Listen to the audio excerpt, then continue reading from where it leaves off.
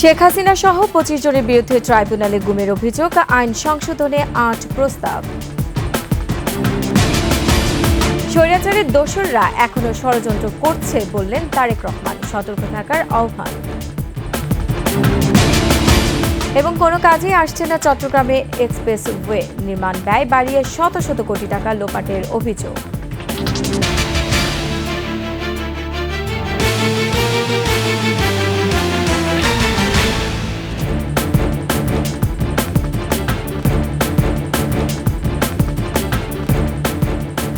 শুনছিলেন first security ইসলামী bank PLC সংবাদ শিরোনাম। আমন্ত্রণ ২১শে সংবাদের সাথে আছে আমি রোমান আমিন। দর্শক, ২১শে টেলিভিশনের সংবাদ একই সাথে সরাসরি দেখতে পাবেন আমাদের ফেসবুক পেজ www.facebook.com/2124 অনলাইনে।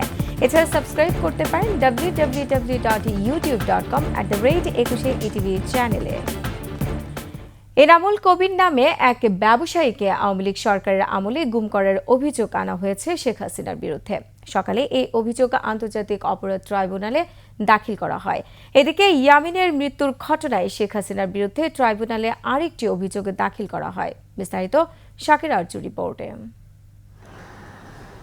সোমবার আন্তর্জাতিক অপরাধ ট্রাইব্যুনালে এনামুল কবির নামে একজন তরুণ ব্যবসায়ী সাবেক প্রধানমন্ত্রী শেখ হাসিনার বিরুদ্ধে গুমের অভিযোগ আনেন। তিনি বলেন, ২০১৮ সালের ১৭ নভেম্বর রাজধানীর বাসাবো নিজ বাড়ি থেকে ডিবি পরিচয়ে তাকে তুলে নিয়ে যায়। তৎকালীন ডিবি অফিসার মশিউরের নির্দেশে তাকে তুলে নেওয়া হয়েছে বলেও জানান তিনি। হাত পা বেঁধে তাকে নির্যাতন করা হয়। পরে ২৬ নভেম্বর তাকে ছেড়ে দেওয়া হয়।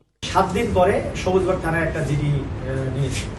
এরপরে ১০ দিন পরে আমাকে এক বস্তা বিস্ফোরক দিয়ে রাষ্ট্র বিরোধী কর্মকাণ্ডের সঙ্গে আমি জড়িত এই মর্মে আমাকে একটা মামলা দিয়ে তখন তারা জেল হাজতে পাঠিয়ে দেয়। সে জামাতের কর্মী এনামুল কবির।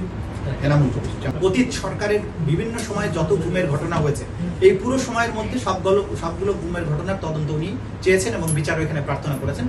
এই ৯ দিন তাকে তুলে নিয়ে যে অত্যাচার করা হয়, সেজন্য শেখ হাসিনা সহ ২৫ জনের বিরুদ্ধে একটি অভিযোগ দায়ের করেছেন। মানবতা বিরোধী অপরাধের দায়ে তদানীন্তন পুলিশ প্রশাসনের ঊর্ধ্বতন কর্তা ব্যক্তি, প্রধানমন্ত্রী এবং যাদের নির্দেশে এইভাবে পরিকল্পিতভাবে গুমের ঘটনাগুলো ঘটেছে সারা দেশব্যাপী, তাদের সবার বিরুদ্ধে দায়ী করে মোটামুটি ২৫ জনের নাম উল্লেখ করে তিনি একটা অভিযোগ আমাদের কাছে দায়ের করেছেন। এছাড়াও এপিসি থেকে ফেলে দেওয়ার পর নিহত শহীদ শাইখ আসহাবুল ইয়ামিনের মৃত্যুর ঘটনায় শেখ হাসিনার বিরুদ্ধে ট্রাইব্যুনালে আরেকটি অভিযোগ দাখিল করা হয়। এর আগে গুলিবিদ্ধ ইয়ামিনের নিথর দেহ পুলিশের সাজোয়া যান থেকে নিচে ফেলে দেওয়া দৃশ্য সামাজিক যোগাযোগ মাধ্যমে প্রকাশ হয়। শাকির আরজু, ২১শে টেলিভিশন, ঢাকা। কোনো প্রতিশোধ নয়, জুলাই আগস্ট হত্যার ন্যায় বিচার নিশ্চিত করতে চায় সরকার। এ লক্ষ্যে আন্তর্জাতিক অপরাধ আইনের সংস্কারের উদ্যোগ নেওয়া হয়েছে, যা সবার মতামতের ভিত্তিতে চূড়ান্ত করা হবে বলে জানিয়েছেন সরকারের উপদেষ্টারা। মেহেদী হাসানের রিপোর্ট। ১৯৭১-এ মুক্তিযুদ্ধে সংগঠিত মানবতাবিরোধী অপরাধের বিচারের উদ্দেশ্যে প্রণয়ন করা হয়েছিল আন্তর্জাতিক অপরাধ আইন ১৯৭৩। জুলাই আগস্ট অভ্যুত্থানে সংগঠিত মানবতাবিরোধী অপরাধের বিচারও এই আইনের আওতায় করার দাবি ওঠে। এমন পরিস্থিতিতে এ আইনকে যুগোপযোগী করতে এতে ৮ দফা সংশোধনীর প্রস্তাব আনা হয়। সব রকমের ডাটা, ইনফরমেশন, সিসিটিভি ফুটেজ সবকিছুকে ডিজিটাল সাক্ষ্যে অন্তর্ভুক্ত করা হয়েছে। এর মাধ্যমে অপরাধে জড়িত ব্যক্তির পাশাপাশি সংগঠনকেও বিচারের আওতায় আনার দাবি ওঠে। এমন কোন দল কখনো আসতে পারে যারা ক্ষমতায় থেকে এমন কিছু করলো যাদেরকে ফরএভার ব্যান করার মতো পরিস্থিতি হতে পারে। আমাদের ফ্যাসিস্ট বা নাজি পার্টিগুলোতে যেরকম হয়েছে সেই ধরনের পরিস্থিতিও হতে পারে। আর কোনো শাসক যদি যেন না ভাবে যে আমি এইভাবে করে গণহত্যা চালিয়ে আমি পার পাবো, সেইটার জন্য অ্যাকচুয়ালি জুলাই এবং আগস্টে যা হয়েছে তার অত্যন্ত কড়া শাস্তি হওয়া উচিত। তবে শুধুমাত্র কোনো রাজনৈতিক দলকে নিষিদ্ধ করার উদ্দেশ্যে বিচার করা হলে তা বিশ্ব সম্প্রদায়ের কাছে গ্রহণযোগ্য হবে না।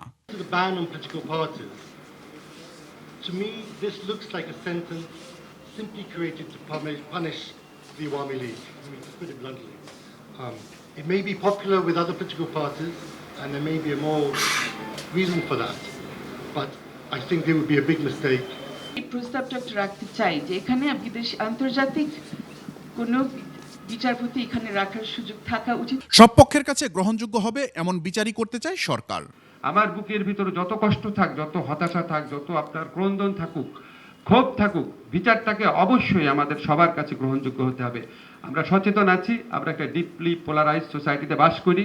আমরা সচেতন আছি এই দেশে বিচারের নামে কী ধরনের অবিচার হয়েছে অতীতে, আমরা সব কিছুই জানি, এবং এই জন্য আমরা সচেতন আছি যে এটার প্রতিফলন আপনারা আমাদের বিচার কার্যের মধ্যে দিয়ে দেখবেন। এ আইনের সংশোধনীর বিষয়ে যে কেউ মতামত দিতে পারবে বলেও জানান উপদেষ্টারা। মেহেদী হাসান, 21 টেলিভিশন, ঢাকা। স্বৈরাচারের দোসররা যেন আর ফেরার সুযোগ না পায় সেজন্য সবাইকে সতর্ক থাকার পরামর্শ দিয়েছেন বিএনপির ভাইস চেয়ারম্যান তারেক রহমান। দেশ সংস্কারে অন্তর্বর্তী সরকারকে সহযোগিতার কথা জানিয়ে তারেক রহমান বলেন, বিএনপি ক্ষমতায় এলে জনগণের প্রত্যাশার প্রতিফল দেয়া হবে। প্রতিনিধি কাজী ইসফাক আহমেদ বাবুর তথ্যচিত্রে ডেস্ক রিপোর্ট। 10 বছর পর কিশোরগঞ্জের পুরাতন স্টেডিয়ামে বিএনপির জনসভা। প্রধান অতিথি হিসেবে ভার্চুয়ালি যুক্ত হন দলটির ভারপ্রাপ্ত চেয়ারম্যান তারেক রহমান। কিশোরগঞ্জের বিভিন্ন এলাকা থেকে আগত প্রিয় ভাই ও বোনেরা, আসসালামু আলাইকুম। তারেক রহমান বলেন, স্বৈরাচারের দোসররা দেশ নিয়ে যাতে আর কোনো ষড়যন্ত্র না করতে পারে সে ব্যাপারে সবাইকে সজাগ থাকতে হবে। স্বৈরাচারের প্রেতাত্মারা বসে নেই, তারা তাদের ষড়যন্ত্রকে অব্যাহত রেখেছে। কাজে প্রিয় ভাই বোনেরা, গণতন্ত্রের পক্ষের সকল রাজনৈতিক দল, গণতন্ত্রের পক্ষের প্রতিটি মানুষকে আজ সতর্ক থাকতে হবে। জনগণের ম্যান্ডেট নিয়ে বিএনপি সরকার গঠন করতে পারলে দেশকে পুনর্গঠন করা হবে বলেও জানান তিনি। জনগণের সমর্থন নিয়ে আগামীতে সরকার গঠন করতে সক্ষম হলে বাংলাদেশের মানুষের প্রত্যাশার যেই বাংলাদেশ, সেই প্রত্যাশার বাংলাদেশ গড়ে তোলার কাজ করবে। তারেক রহমান বলেন, ভোটের মাধ্যমে নির্বাচিত একমাত্র জনগণের সরকারই দেশের উন্নয়ন করতে সক্ষম।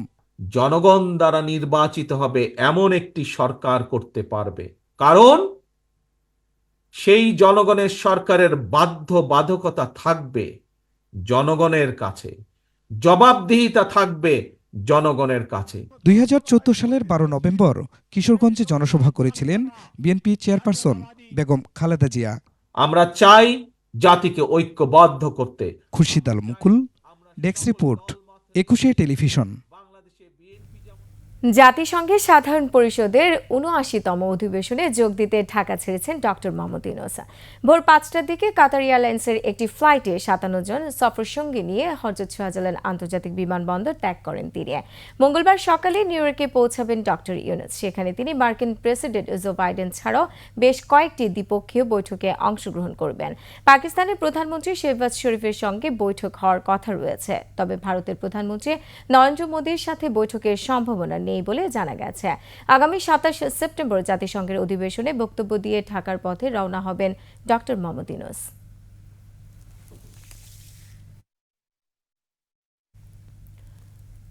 শত শত কোটি টাকা লোপাটের অভিযোগ উঠেছে চট্টগ্রামের এলিভেটেড এক্সপ্রেস ওয়ে প্রকল্প থেকে। পাশাপাশি এখনও কোনো কাজে আসছে না ৪৫০০ কোটি টাকায় নির্মিত ১৬ কিলোমিটার দীর্ঘ এক্সপ্রেসওয়েটি। গেল নভেম্বরে এর উদ্বোধন হলেও পুরোদমে শুরু হয়নি যান চলাচল। দফায় দফায় নকশা পরিবর্তনে প্রকল্পে ব্যয় বেড়েছে হাজার কোটি টাকা। চট্টগ্রাম প্রতিনিধি হাসান ফেরদৌসের তথ্য ও বিপ্লব মজুমদারের ক্যামেরায় ডেস্ক রিপোর্ট। পতেঙ্গা থেকে লালখান বাজার পর্যন্ত ১৬.৫ কিলোমিটারের এই এক্সপ্রেসওয়ে নির্মাণে ৩,২৫০ কোটি টাকা অনুমোদন দেওয়া হয় ২০১৭ সালে। কয়েকবার নকশা পরিবর্তনে এর ব্যয় বেড়েছে হাজার কোটি টাকা। চলতি বছরের জুনে প্রকল্পের মেয়াদ শেষ হলেও চালু হয়নি এক্সপ্রেসওয়েটি। প্রকল্প শুরুর পর র্যাম্প নির্মাণের বিষয়টি সামনে আসে নির্মাণকারী সংস্থা সিডিএর। এর নকশা প্রণয়ন ও জমি অধিগ্রহণের জন্য লেগে যায় আরও কয়েক বছর। প্রকল্পটি সম্পন্নের সময়সীমা শেষ হলেও বাকি রয়ে যায় র্যাম্পের কাজ। কবে শেষ হবে তাও নিশ্চিত নয়। আর এ নিয়ে চট্টগ্রাম উন্নয়ন কর্তৃপক্ষ সিডিএর কর্মকর্তারাই দুষছেন একে অন্যকে। ছিল একতরফা 7টা পোস্টিং ধরে রাখে, সব অভিযুক্ত ওনার নামে। হাসান মাহমুদ নিয়ে ওনাকে উনি ট্রুথ কমিশনে অন্য কেউ গেছে, ট্রুথ কমিশনে উনি নিজে গেছে। ট্রুথ কমিশনে তাহলে গেল কেন? আর কেউ তো যায় নাই। উনি যদি চুরি না করতো, নিজের ইচ্ছে নিজে স্বীকার করে আমি চুরি করবো। 22 সালে যখন আমি চিফ টাউনের দায়িত্ব নিলাম যে এখানে কেন দুর্নীতি হচ্ছে, কেন মাফিয়া সিন্ডিকেটরা এখানে এবার আসছে, কিন্তু আমি যদি এটা ডিজিটালাইজ করতাম তাহলে কিন্তু এই দুর্নীতি হতো না। এবং অনেকের কিন্তু এখানে ডিজিটালাইজ করার ব্যাপারে আগ্রহ নাই, কারণ ডিজিটালাইজ করলে তার ব্যবসাটা বন্ধ হয়ে যাচ্ছে। এদিকে অভিযোগ উঠেছে এক্সপ্রেসওয়ে নির্মাণের নামে শত শত কোটি টাকা লোপাটের। চট্টগ্রামের যে ফ্লাইওভারটা হয়েছে যে এয়ারপোর্ট থেকে, একটা ইটার দাম কত ধরেছে জানেন? 100 টাকা। ইট ওয়াজ 100 রুপিস পার একটা ইটের দাম। আর আপনি ইট করলে 10 টাকা আমি ইট কিনতেছি। লুটেরা লুট করে নিয়ে গেছে। প্রকল্প প্রণয়ন ও বাস্তবায়নে সঠিক পরিকল্পনা না থাকায় ব্যয় যেমন বাড়ে, তেমনি আর্থিক অনিয়মেরও সুযোগ থাকে অনেক বেশি, এমনটাই মন্তব্য কারিগরি বিশেষজ্ঞদের। যে কোনো প্রকল্প দীর্ঘায়িত হওয়া মানে কি? দীর্ঘায়িত হওয়া মানে এই ধরনের প্রকল্পগুলি ক্রমাগতভাবে চাপ তৈরি করছে, এবং একইভাবে এই সুযোগটা নিয়ে প্রকল্পের ব্যয় অতিরিক্ত বাড়ানো হয়, এবং সেই প্রকল্প থেকে কেউ কোনো বেআইনি ফায়দাও লুটার সুযোগটা পেয়ে যায়। গেল 15 বছরে সিডিএর 25টি মেগা প্রকল্পে ব্যয় হয়েছে 18,000 কোটি টাকা, যার অধিকাংশই গেছে সংশ্লিষ্ট কর্মকর্তাসহ মন্ত্রী এমপিদের পকেটে। এই অভিযোগ খোদ সংস্থাটির কর্মকর্তাদের।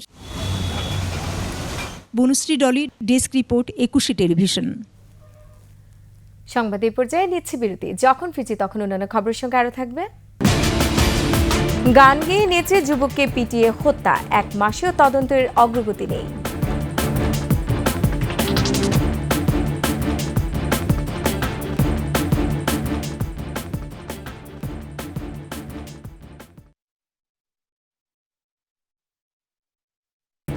আবার আমন্ত্রণ 21 সংবাদে।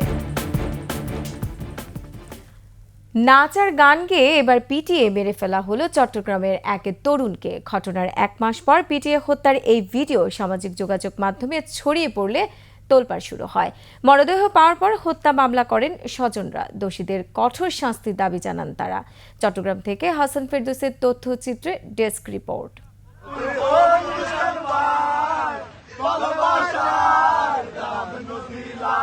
এভাবেই নাচ আর গানের তালে তালে পেটানো হচ্ছে এক যুবককে। 20 সেকেন্ডের ওই ভিডিওতে দেখা যায় নিস্তেজ হয়ে পড়া যুবকের 2 হাত 2 খুঁটির সঙ্গে বেঁধে রাখা হয়েছে, আর তাকে ঘিরে একদল মানুষ গান গাইছে আর নাচছে। পিটিয়ে হত্যার সময় উচ্ছ্বসিত হতে দেখা যায় ঘাতকদের। নির্মম নির্যাতনের শিকার নিহত যুবকের নাম শাহাদাত হোসেন।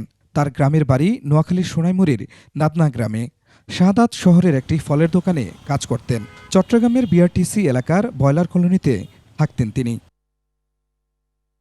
গত 14 আগস্ট নগরের প্রবর্তক মোড়ে বেসরকারি একটি হাসপাতালের সামনে থেকে শাহাদাতের মরদেহ উদ্ধার করা হয়। তার এমন নির্মম মৃত্যুতে ক্ষুব্ধ স্বজনরা।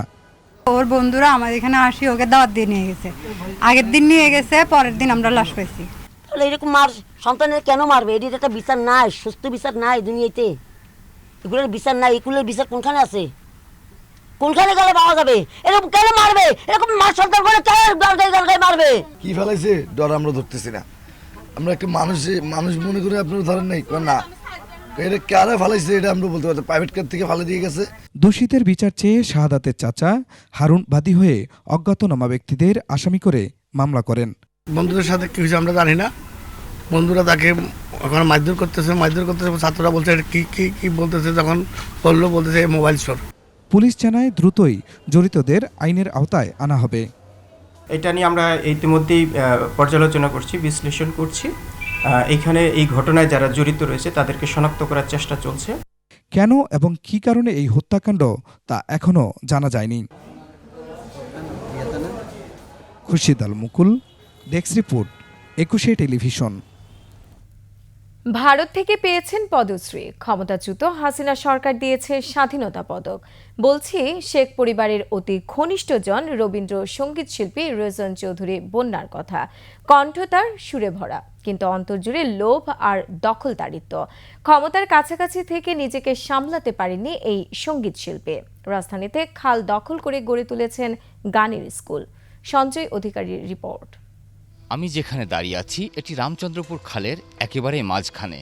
15-20 বছর আগেও এখানে পানির প্রবাহ সচল ছিল, কিন্তু ক্ষমতাসীনদের দাপটে সেই খালের অস্তিত্ব আজ বিলীন হয়ে গেছে। খালের একেবারে মাঝখানে গড়ে উঠেছে শিল্পী রেজওয়ানা চৌধুরী বন্যার সঙ্গীত বিদ্যালয় সুরের ধারা। স্কুলটির পাশ দিয়েই একটি নালা দিয়ে খুব সরু ধারায় বয়ে চলেছে পানি। সেখান থেকে মাত্র 50 গজ দূরে গেলেই চোখে পড়ে রামচন্দ্রপুর খালের চিহ্ন। দখলের ধাক্কা সামলে এখনও নিজের অস্তিত্বের জানান দিচ্ছে খালটি। এই খালের জায়গা নাল হিসেবে দেখিয়ে মোহাম্মদপুর বেড়িবাঁধ সংলগ্ন এলাকায় 110% খাল লিজ নেন শিল্পী রেজওয়ানা চৌধুরী বন্যা। সেখানে ইতোমধ্যে গানের স্কুল, সুরের ধারার জন্য ভবন নির্মাণ করা হয়েছে। সুরের ধারার ভবন নির্মাণের উদ্বোধন অনুষ্ঠানে উপস্থিত ছিলেন সাবেক প্রধানমন্ত্রী শেখ হাসিনার ছোট বোন শেখ রেহানা, সাবেক আইসিটি প্রতিমন্ত্রী জুনাইদ আহমেদ পলক, ঢাকা উত্তর সিটি কর্পোরেশনের সাবেক মেয়র আতিকুল ইসলাম সহ সরকারের উচ্চ পর্যায়ের অনেক মুখ। ক্ষমতাচ্যুত প্রধানমন্ত্রী শেখ হাসিনা ও তার বোন শেখ রেহানার সঙ্গে রেজওয়ানা চৌধুরী বন্যার বেশ সখ্য ছিল। খালের জমি দখলেও বেগ পেতে হয়নি তাকে। বন্যাকে আমার আন্তরিক শুভেচ্ছা, শুভ জন্মদিন বন্যা। স্থানীয়রা জানান, কয়েক বছর আগেও খালটি বেশ প্রবাহমান ছিল, তবে দখলবাজদের থাবায় এখন সেটি নিশ্চিহ্ন হওয়ার পথে। রাত্রে ফলে আস্তে আস্তে বটতে ওয়াই মনে করে যে এই জায়গাটা দখল করে বালু টালু ফলে পরে এই বাড়িটা করা হয়েছে। এই বর্ধাংশ সরকারি ব্যাপার থেকে আইনা তারা এই যে স্কুল সুরের ধারা নাকি সুরের ধারা কয়, তারা এই যে বড় করে এবারে যে ওয়াল করে ধরলো। পরিবেশবাদীরা বলছেন, খাল কেউ লিজ দিতে পারে না। বন্যা আপার কাছে অনুরোধ জানাচ্ছি, আপনি সঙ্গীত শিক্ষার পাশাপাশি এই শিক্ষাটিও সকলকে দিন যে পরিবেশ দরকার আমাদের। নিশ্চয়ই আপা এই জায়গা থেকে তার স্কুলটি অন্য কোথাও সরিয়ে নেবেন। শিগগিরই খালের জায়গা দখলমুক্ত করা হবে বলে জানান ঢাকা উত্তর সিটি কর্পোরেশনের এই কর্মকর্তা। এগুলো আবার ক্লিনিং ওয়ার্কে যাব খুব শীঘ্রই, এবং সাথে সাথে যে যারা অবৈধ দখলদার আছে সেটা উচ্ছেদ কার্যক্রম আমরা স্টার্ট করব। খাল দখলদারদের বিরুদ্ধে আইনি ব্যবস্থা নেওয়া হবে বলেও জানান তিনি। খাল বন্ধ করার যে শাস্তি, জেল জরিমানা, সেটা হবে। সঞ্জয় অধিকারী, 21 টেলিভিশন, ঢাকা। আবার আমন্ত্রণ 21 সংবাদে। ভারতের কেন্দ্রীয় স্বরাষ্ট্রমন্ত্রী অমিত শাহর বাংলাদেশে অনুপ্রবেশকারীদের উল্টো করে ঝুলিয়ে সোজা করা হবে এমন বক্তব্যের কড়া প্রতিবাদ জানিয়েছে বাংলাদেশ। ঢাকায় ভারতের ডেপুটি হাই কমিশনারের কাছে হস্তান্তর করা প্রতিবাদ নোটে স্বরাষ্ট্র মন্ত্রণালয় ভারতের কেন্দ্রীয় স্বরাষ্ট্রমন্ত্রীর বক্তব্য নিয়ে অসন্তোষ জানায়। একই সঙ্গে ভারত সরকারকে রাজনৈতিক নেতাদের এ ধরনের আপত্তিকর ও অগ্রহণযোগ্য কাজ থেকে বিরত থাকার আহ্বান জানানো হয়। আর এরই সাথে শেষ করছি 21 সংবাদে যাবার আগে ফার্স্ট সিকিউরিটি ইসলামী ব্যাংক পিএলসি সংবাদ শিরোনামগুলো আরও একবার। শেখ হাসিনা সহ 25 জনের বিরুদ্ধে ট্রাইব্যুনালে গুমের অভিযোগ, আইন সংশোধনে 8 প্রস্তাব। স্বৈরাচারের দোসররা এখনও ষড়যন্ত্র করছে বললেন তারেক রহমান, সতর্ক থাকার আহ্বান। এবং কোনো কাজেই আসছে না চট্টগ্রামের এক্সপ্রেসওয়ে নির্মাণ ব্যয় বাড়িয়ে শত শত কোটি টাকা লোপাটের অভিযোগ।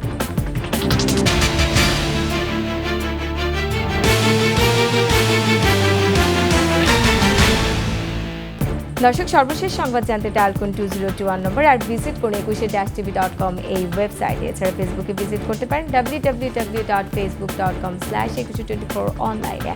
এছাড়া সাবস্ক্রাইব করতে পারেন www.youtube.com/21etv চ্যানেলে। এতক্ষণ সঙ্গে থাকার জন্য ধন্যবাদ। পরবর্তী সংবাদ রাত 10টা 55 মিনিটে দেখার আমন্ত্রণ রইল। 21-এর সাথেই থাকুন।